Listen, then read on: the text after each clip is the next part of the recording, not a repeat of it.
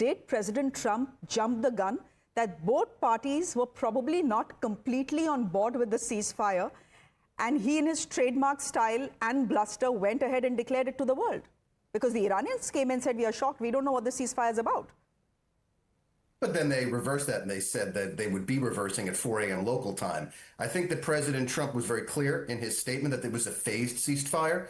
And as is common in ceasefires in war, sometimes other nations, one belligerent or the other, decides to get a last lick in, rightly or wrongly, justified or not. That's not uncommon.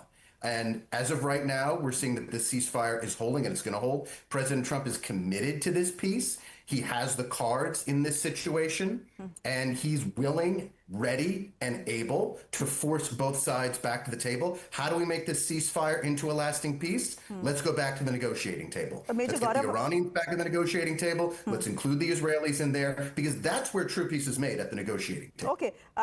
Major Arya, before I come to you, I want to go to Hillel.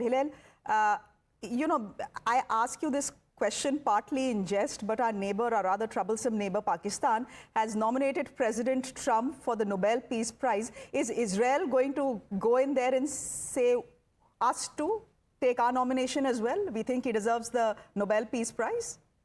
There's no one in this country that doesn't feel gratitude to President Trump. Again, he's been an incredible friend and supporter of Israel. And respectfully, I'd like to point out that while a lot of the things that I agree with Alex about, it's also important to mention that Israel absolutely has the military capabilities to fight its own wars. And I hope it doesn't come to that. But let's not forget that even the jets that were supplied by the United States to Israel were improved by Israeli technology. Israeli technology includes, of course, the Iron Dome and the Arrow and David Sling and many leading aerial defense systems and offensive systems. So Israel has the capability to defend itself. Again, Israel has an ally in the United States, and we hope it stays that way. But if push comes to shove, Israel knows what it needs to do. Major Gaurav Arya, I asked that question about Donald Trump jumping the gun when it comes to declaring the ceasefire, because it's happened with us, right? Yes.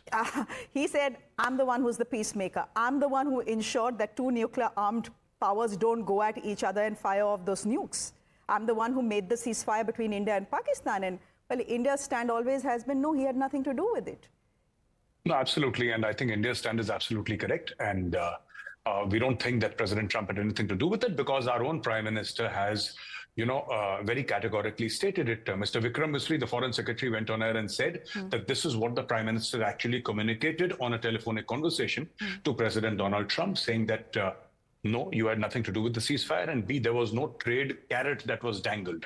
You see, in such wars, trade can have a very limited sort of an impact. And I'll come back to Iran with your permission now. The problem with Iran is more difficult than trade. Tariffs do not solve every problem in the world. They solve most of the problems, but not all the problems. And to say that, trade and tariffs can solve everything, I think that will be an oversimplification. The issue is that, when you say that we can remove the weapons given to the state of Israel, the Jews have been fighting for 3,000 years. It's a civilizational state. And with all due respect to the United States, and I have the greatest of respect for the president and the United States, the Jews were fighting before there was a Europe, before there was a concept of a Europe. They were fighting since then. So to say that, they will fight with what they have. They fought without anybody at their side, and they've been fighting since 1948, and of course, for thousands of years before. That is one. Secondly is the problem of Iran is not solved, and that is why I say that this ceasefire is tenuous. Why do I say that? I say that because if you leave the Ayatollah and his regime, they will rebuild. It might take them 10, 15 years. What is, these people have been funding the Hamas, the Hezbollah, the Houthis, a dozen outfits across. That's what the Quds force is for. It funds these terror outfits, and that is an extension of Iran's foreign policy. Okay. That is how Iran, the Arabs are celebrating today. When the Israelis bomb, when the Americans bomb, who are the people who are quietly celebrating? It's the Arabs, because they know that unless this regime falls, unless Khamenei is taken care of and his people are taken care of in a permanent way, there can be no peace. You see, announcing a ceasefire is one thing. It will hold for a couple of weeks or a couple of months. And then again, Iran is going to do something and Israel will retaliate. Major Arya, I quickly want your point of view on what happened last evening. We were all up watching what is happening in the Middle East. In fact, in India as well, the last couple of days, many of us have had sleepless nights. Iran goes right in to Qatar, claims it has bombed the US's largest air base there, right? That happens. Yes. There is no damage. It has been intercepted. No one gets Yes. killed, etc., etc. So a lot of commentary since last night has been saying, "Ye sab to staged tha." It is all staged to give Iran a face saver to get out of this war and accept the ceasefire. Is that a theory you buy? Absolutely. This is the truth. Iran has failed miserably in this war, and President Donald Trump actually put it out on Truth Social. The screenshot was later tweeted that, Iran, he says, thank you for informing us in advance.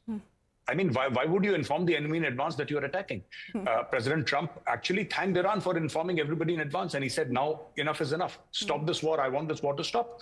That is what he put out. Now, when the Israelis, I beg your pardon, when the Americans got Qasem Soleimani, he was heading the Quds force, very, very close to the regime, very close to Khamenei.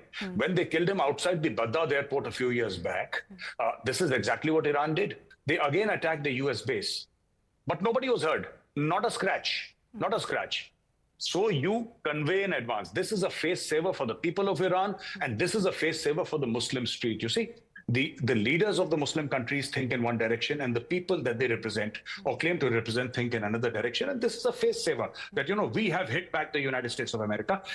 Iran does not have the capacity to hit US assets. It does not.